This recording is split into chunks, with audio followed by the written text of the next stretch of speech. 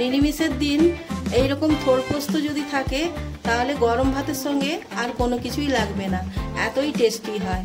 তো বন্ধুরা, কিভাবে আমি এই থোড় পোস্ত বানাচ্ছি তোমরা দেখতে থাকো, আমি শুরু করছি।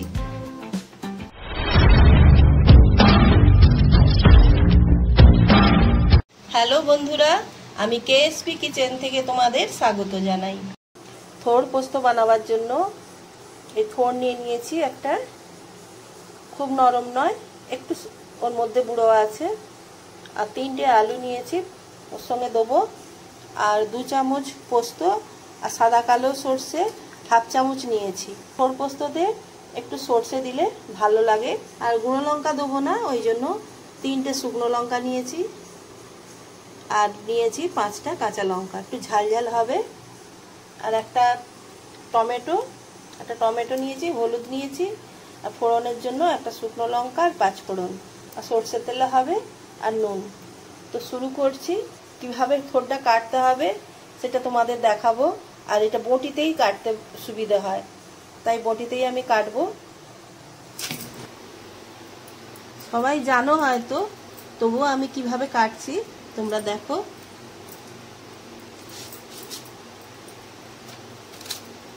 এইগুলো ছাড়িয়ে নেবো সব।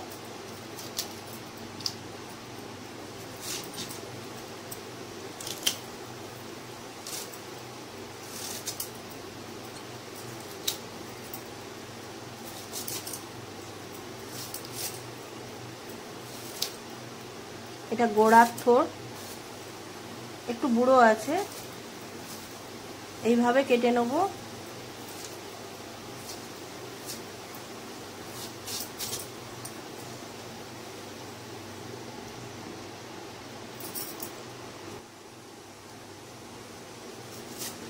একটু পাতলা করে কাটলে পোস্ততে ভালো লাগে। এইভাবে সুতোগুলো জড়িয়ে, সুতোর মতন যেগুলো হাতে জড়িয়ে নেব। এইভাবে কাটবো, পাতলা পাতলা করে কাটবো। এটা ছুরিতে হবে না, ওই জন্য বটিতেই কাটছি।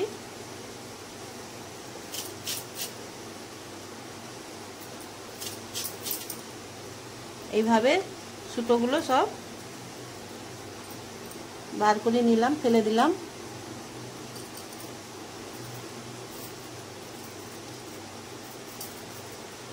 এবার ঝিরিঝিরি করে কেটে নেব।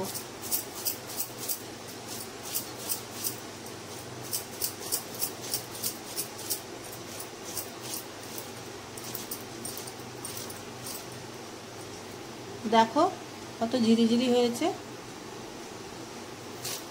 এইভাবে থোড়টাকে কেটে নেব। খুব বুড়োও নেই, একটু শক্ত কিন্তু নরম আছে। এই থোড়টাতে পোস্ত খুবই ভালো লাগবে। এইভাবে কেটে নেব পুরো থোড়টাই।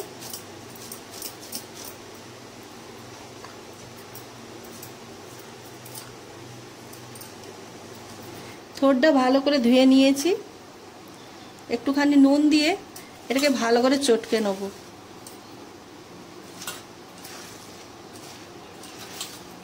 নাহলে কালো হয়ে যাবে। একটু নুন দিয়ে চটকে চটকে মেখে নিলে এর রঙটা ঠিক থাকবে।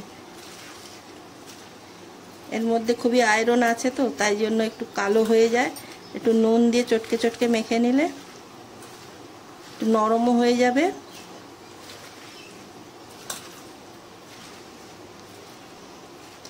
এসব জিনিস খাওয়া খুবই ভালো। থোড়, মোচা, কাঁচকলা এগুলো খেলে পেটের কষ দূর হয় বলে মা, দিদিমা, ঠাকুমারা। 2টো সিটি দিয়ে দেবো, দিলে একটু নরম হয়ে যাবে।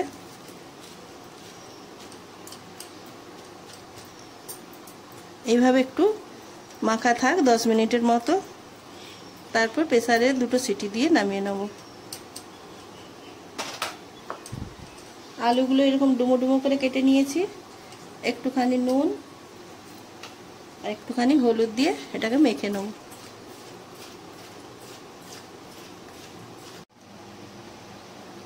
তাহলে রান্নাটা শুরু করা যাক। কড়া গরম হয়ে গেছে, তেল দিয়ে দেবো, সরষের তেল পরিমাণ মতো। তেল গরম হয়ে গেছে, লঙ্কা একটুখানি আর 5 ফোড়নটা দিয়ে দেবো। আর আলুটা হলুদ নুন মাখিয়ে রেখেছিলাম, আলুটা দিয়ে দিলাম। আলুটাকে একটু লাল করে ভেজে নেব। আলুটা ভাজা হয়ে গেছে, এবার এর মধ্যে টমেটো কুচনোটা দিয়ে দেবো।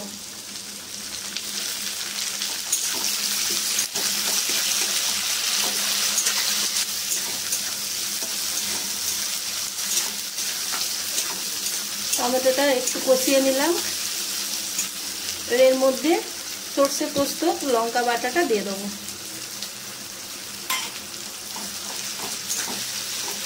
এটাকে একটু ভালো করে ভেজে নেব।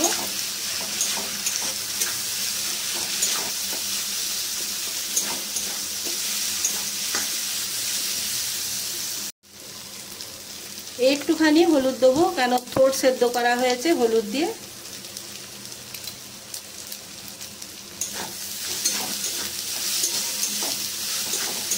পোস্তটা ভাজা ভাজা হয়ে গেছে,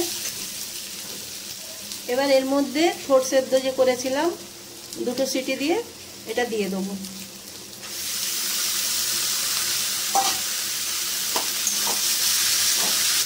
ভালো করে একটু ভাজা ভাজা করে নেব।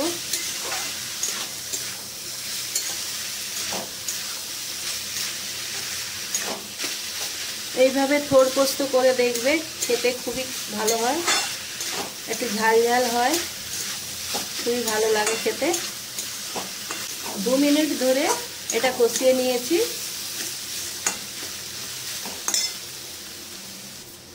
এর মধ্যে একটুখানি চিনি দেবো, কারণ থোড় একটু নোনা ভাব হয়, ওই জন্য একটু চিনি দিলে টেস্টটা ভালো হয়। চিনিটা দিয়ে ভালো করে কষে নিয়েছি। এর মধ্যে যে থোড় সেদ্ধ করেছিলাম একটুখানি থোড়ের জল বেরিয়েছে, ওটাও দিয়ে দিচ্ছি।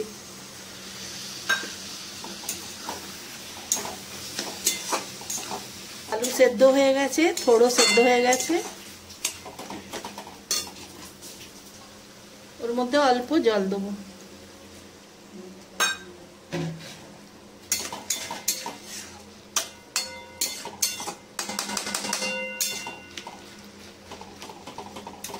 নুন আর দেবো না, থোড়ে নুন দিয়েছিলাম, আর আলুতেও নুন হলুদ মাখিয়ে রেখেছিলাম।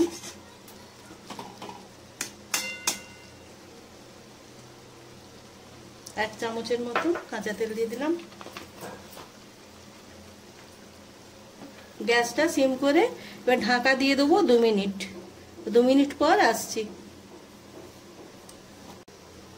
2 মিনিট হয়ে গেছে, ঢাকাটা খুলে নেব।